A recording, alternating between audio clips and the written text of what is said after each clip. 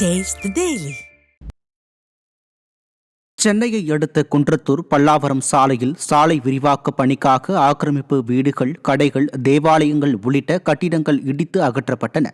ஆக்கிரமிப்புகள் அகற்றப்பட்ட பகுதிகளில் 200க்கும் மேற்பட்ட வீடுகள் இடிக்கப்பட்டுள்ள நிலையில் மாற்று இடம் வழங்காமல் வீடுகள் இடிக்கப்பட்டதை கண்டித்து பொதுமக்கள் ஸ்டாலின் அரசின் அதிகாரிகளுடன் வாக்குவாதத்தில் ஈடுபட்டனர்.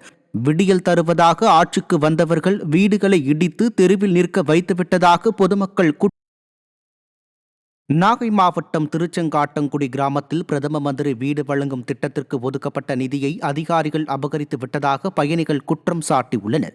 பிரதம மந்திரி வீடு கட்டும் திட்டத்தில் முறைகேட்டில் ஈடுபட்ட வட்டார வளர்ச்சி அலுவலர் மற்றும் ஒன்றிய பணி மேற்பார்வையாளர் ஆகியோரை கண்டித்து திருமருகல் ஊராட்சி ஒன்றிய அலுவலகம் எதிரில் உண்ணாவிரத போராட்டம் நடைபெற்றது.